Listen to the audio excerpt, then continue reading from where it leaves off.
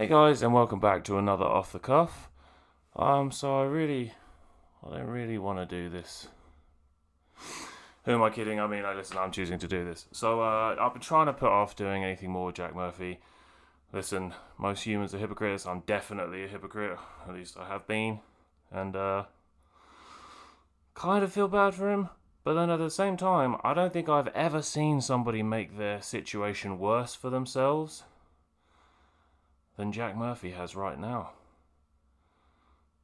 So, we started off with the original situation where he exploded on Sydney. We saw this before, but here you go again if you missed it. Could you please clear up the cock article you wrote?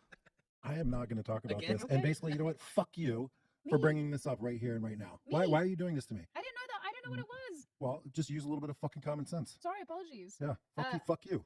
Heartfelt. Elizabeth Harrison says, gonna miss the show, but have a good break. IHTAC, what's that? And then after that, obviously the next day, everyone was kind of like, "Dude, that was bang out of order. You shouldn't be screaming at people like that. You're all in the gig together." And then he went on Timcast first. I guess he was trying to get out there in front of people. The day before he went out in Timcast, he was like, "Oh, I apologise to everyone, but you're all a bunch of simps and this and that." And it's kind of like, well, so are you apologising or not? And then he went on Timcast, and this was his way of apologising to everybody. And listen, I get it. He doesn't have to apologise to anyone. But if you're running a business that relies on people trusting you and thinking you're a good dude and all the rest of it, kind of does matter. It really does matter. So this is what happened. This was his way of apologising. I shouldn't have cursed at her, and I apologize, Sydney. I apologized to her that day and that night and the next day, and she accepted my apology. So yeah, as you can see, he does formally apologise before then spending much more time ripping into the people that he's apologising for. So I don't know why everybody's still butthurt. I had set a boundary, and she crossed it. And that's part of being a man too. So I don't understand why everybody's so white knighting, simping for her. To me, this is such a nothing burger in my life. I am so focused on so many other bigger, more important things that people chipping and chirping away at me at this are just so annoying. So yeah, a heartfelt apology for y'all from Jack. That obviously pushed Sydney to come out and be like, "This is not what happened at all." At no point, not during the show, not before the show, not at any point in the entire time that I have known Jack, has it been told to me that A, this topic existed and this article in question existed, and B, that it was something that was off limits that we couldn't talk about. That was not stipulated. That was not brought up to any of us, not to me, not to Elijah, not to Brandon. This was not something that any of us knew about. So when these questions started cropping up, this was all new information to me.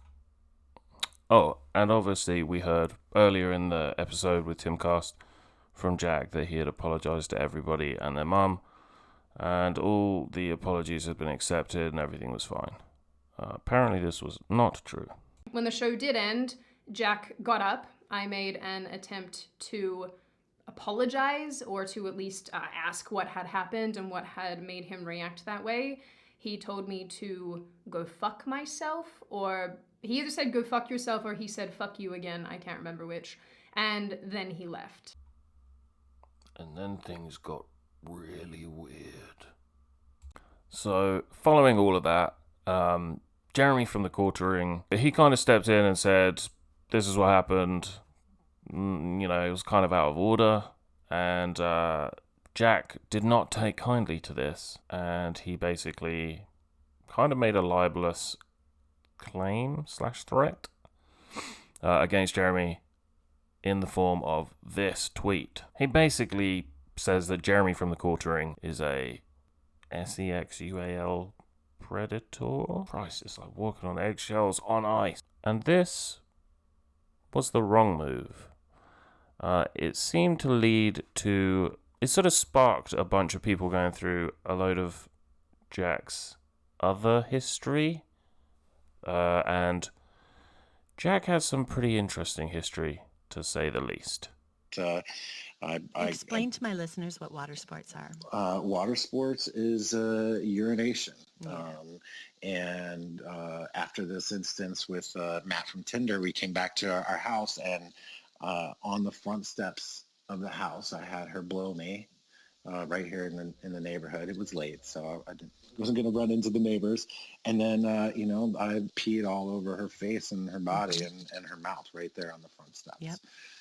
And the sexual charge that comes from knowing that she just fucked somebody else is really intense. Right. And then peeing on her is kind of claiming her back and humiliating her for it all at the same time, which is part of that kink. So yeah, it absolutely is. And frankly, we don't really do water sports that often, but it's the times where she's come back from fucking somebody else, or we've had a threesome or whatnot. Yeah, and that goes on for a while, and it gets significantly kinkier and more interesting, shall we say.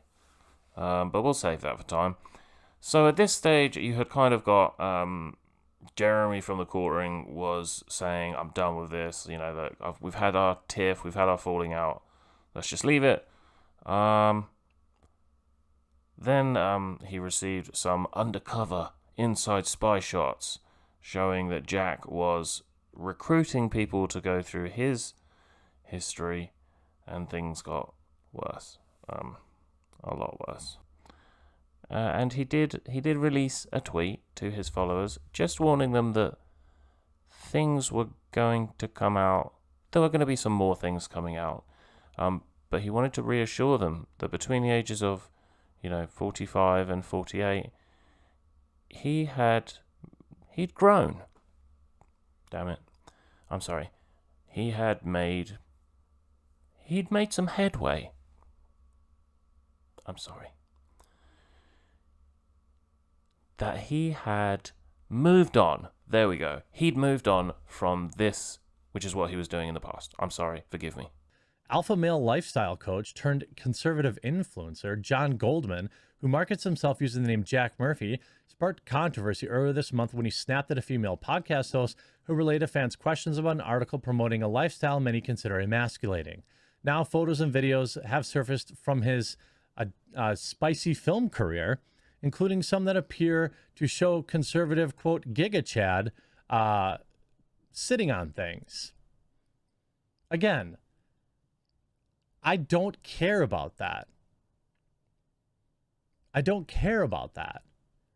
But Jack, you can't go around threatening to sue people. You should have seen the things. I'm not interested in ruining this man's life.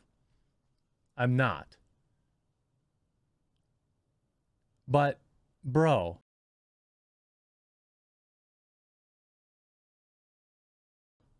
like, this is literally the exact opposite things to do. If I had any advice for you, Jack, and I know you're going to watch this, take a week or two off the internet and let it be. Okay? So yeah, there we are. Look, everyone has done things they regret in life. And, I imagine it's most people's worst nightmare for them to appear online. It's like, the old worst nightmare of waking up at school with no clothes on. It's something that nobody wants. And I feel bad. I do genuinely feel bad for him. But I have never seen a case of somebody making things worse for themselves. Like, I understand that there will be part of Jack, or John, I don't even know what his name is. I think it's John, but we'll call him Jack to not confuse things. There will be part of Jack that thinks, well, I can't go in front of the guys who are paying me and sort of back down. And I actually think that this could be like a horrendous situation for him, because he's clearly losing. He was losing from the moment he swore at, a young woman, on a live stream and got really aggressive. He should have just let it go. I bet he is spending almost every minute of his waking hours now thinking he should have let it go. But the worst thing you can then do is not really apologize, that kind of half apology, and then be like, Sims, white nights, blah, blah, blah, nothing burger. It doesn't matter what you think, Jack. It matters what your audience thinks and what everybody that's watching people associated with you think. So it doesn't matter that he said a couple of times, I'm ready to let it go now. I'm done. I'm ready to let it go after like a day or two. Doesn't matter, Jack. It's other people.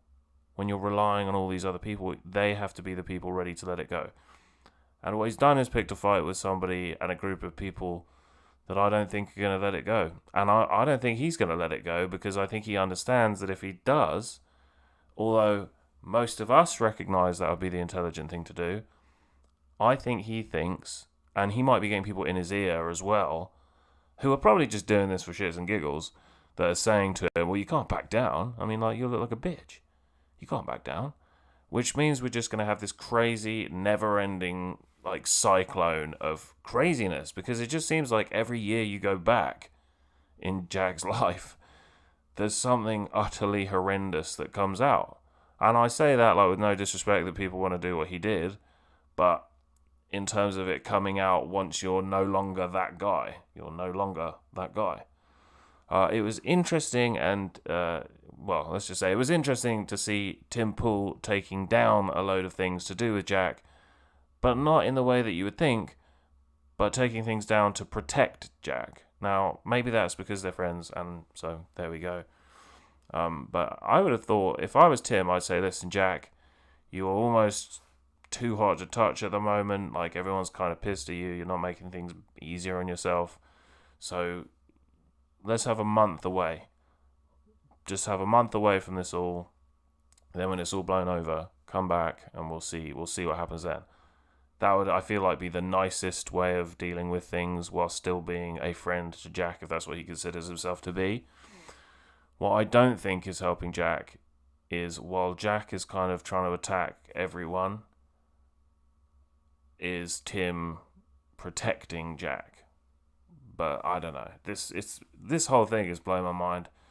I really didn't know much about Jack. Just occasionally would see a glimpse of him here and there on online, and now this.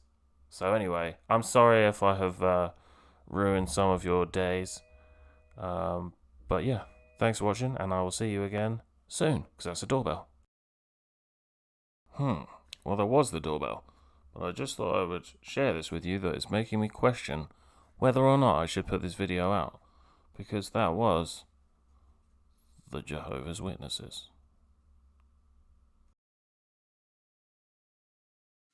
Winston stopped writing, partly because he was suffering from cramp. He did not know what had made him pour out this stream of rubbish